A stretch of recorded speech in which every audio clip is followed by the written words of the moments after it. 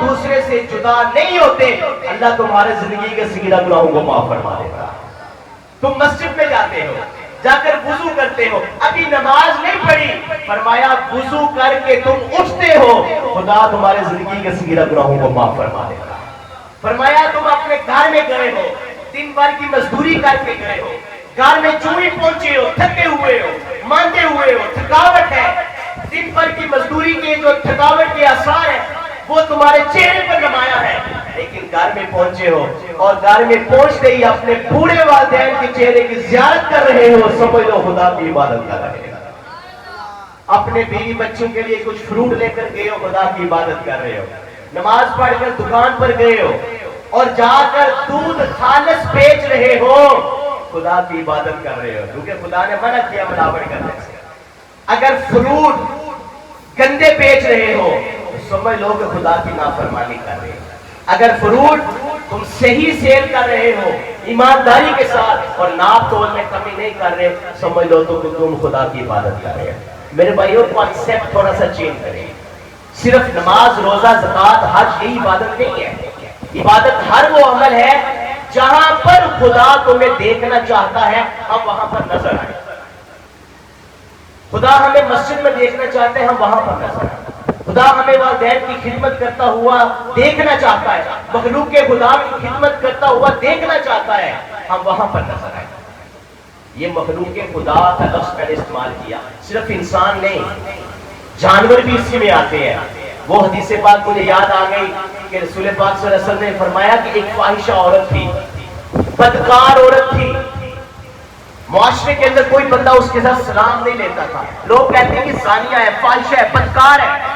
لیکن سرکار نے فرمایا پتہ کیا ہوا, ایک دن وہ اسی طرح گرمی کی شدت میں دوپہر کے وقت کہیں جا رہی تھی, اس نے دیکھا کہ ایک کتے کا چھوٹا سا بچہ جو ہے وہ پیاس کی وجہ سے بلک رہا ہے, اسے پیاس لگی ہوئی ہے. اب اس عورت نے کیا کیا, اس کو خدا کی مخلوق کے اوپر رحم آ گیا, ترس آ گیا. اب اس عورت نے کیا کیا, اپنا دوپٹہ اتارا, دوپٹہ اتار اس کو پھاڑا, اس کی کان لگائی, گھیرا لگائی, اس کو لمبا کیا, اپنی جوتی اتاری, جوتی کے ساتھ اس کو باندھا اور ایک کنویں کے اندر انڈیل دیا. سرکار نے فرمایا کہ جب اس نے کنویں کے اندر سے اس فاحشہ عورت نے پانی کو باہر نکالا نا, چوہی پانی کو باہر نکالا, چند قطرے نکلے.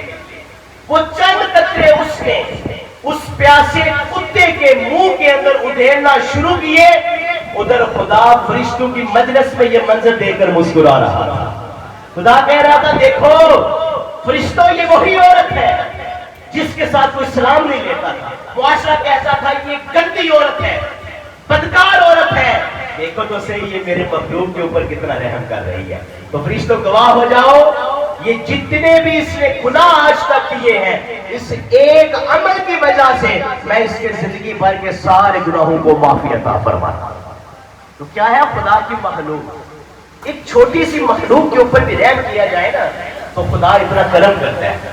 راجہ صاحب نے تو پھر بھی انسانیت کی خدمت کی ہے نا, مخلوق کے خدا کی. اور مخلوق کے خدا میں جو سب سے اشرف مخلوق ہے وہ کون ہے, وہ انسان ہے. اور انسانوں میں اعلیٰ کون ہے, جو مسلمان ہے. الحمدللہ یہ مسلمانوں کی بستی ہے. تو راجہ صاحب نے جس انداز کے ساتھ محنت کی اور اس معاشرے کی خدمت کی ہے, یقیناً اس کا صلہ ان کو ضرور قبر میں مل رہا ہوگا. اور اسی طرح ایک اور امام غزالی رحمۃ اللہ تعالی علیہ آپ کے بارے میں آتا ہے. امام غزالی اسی طرح نا گرمیوں کی شدت تھی تو آپ جو ہے نا وہ خود کتابیں لکھا کرتے تھے. آپ نے بہت ساری کتابیں لکھی, لوگوں کو قرآن اور حدیث بھی پڑھاتے تھے. جب آپ کا انتقال ہو گیا, وفات ہو گئی, تو کسی کے خواب میں آئے, کسی نے پوچھا کہ جناب بتائیں کہ خدا نے آپ کے ساتھ معاملہ کیا کیا ہے, کیا ہوا آپ کے ساتھ, جنت ملی ہے, کیا ہوا ہے. امام غزالی فرماتے ہیں کہ اللہ تعالیٰ نے میرے پر رحم فرمایا اور مجھے بخش دیا. اب سوال کرنے والے نے سوال کیا کہ جناب کون سے اعمال کی وجہ سے بخشا ہے. امام غزالی فرماتے ہیں ویسے تو میں نے ساری زندگی اللہ کا قول, سرکار کا قول, لوگوں کو حدیث پڑھائی ہے, میں نے کتابیں لکھی ہیں, میں نے حضور کی سیرت لوگوں کو پڑھائی ہے, لیکن یہ سوال کرنے والے, اللہ نے مجھے ایک چھوٹے سے عمل کی وجہ سے بخش دیا. وہ سارے اعمال ایک طرف, سوال کرنے والے نے پوچھا جناب بتائیں وہ عمل کون سا ہے؟ یہ سنیے گا عمل۔